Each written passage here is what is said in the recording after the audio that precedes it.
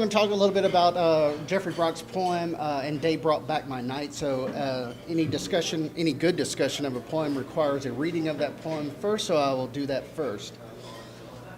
And Day Brought Back My Night. It was so simple. You came back to me and I was happy.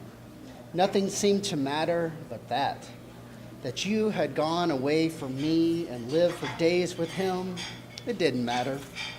That I had been left to care for our old dog and house alone couldn't have mattered less. On all this, you and I and our happy dog agreed. We slept. The world was worryless. I woke in the morning brimming with old joys till the fact checker showed up late for work and started in. Item, it's years, not days. Item, you had no dog. Item, she isn't back. In fact, she just remarried. And oh yes, item, you left her, remember? I did, I do. Geoffrey Brock's poem, And Day Brought Back My Night, begins with an allusion to the John Milton poem, Methought I Saw My Late Espoused Saint, whose final line of that poem gives Geoffrey Brock the title of his poem. The relationship between the two poems is further linked by speakers who romanticize their marital relationships. In both instances, the speakers report fantasies of their wives' return. Unlike Milton's speaker, however, who wakes from his fantasy, Brock's speaker is jarred from his reverie by an intrusion of a fact checker who separates truth from lies. Brock's poem is a marriage of form and content. The poem's first image is not even inside the poem, but it's the poem itself.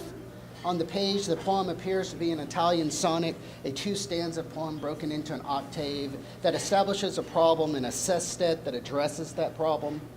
The poem's first lie isn't realized until the poem's conclusion, when the rhyme scheme reveals the poem not to be an Italian sonnet at all, but an English sonnet broken at the end of the eighth line into two stanzas, the first of the visual lies in the poem.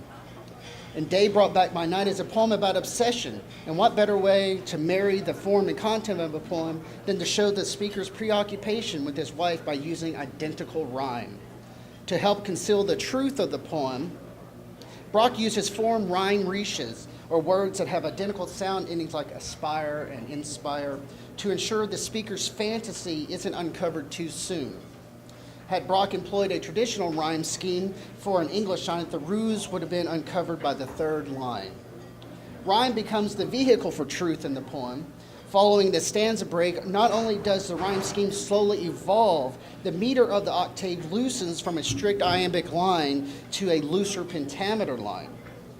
The sestet's first rhyme is the Z ending in the slant rhyme of joys and days. The poem's second rhyme, however, of work and back, brings the speaker closer to the truth that the fact checker reveals.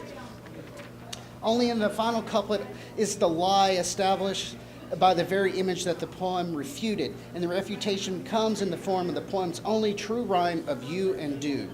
The speaker is informed that his wife has just remarried, and putting a finer point on it reveals that he may feel regret over the loss of the relationship, but it's he who initiated the break. Thanks.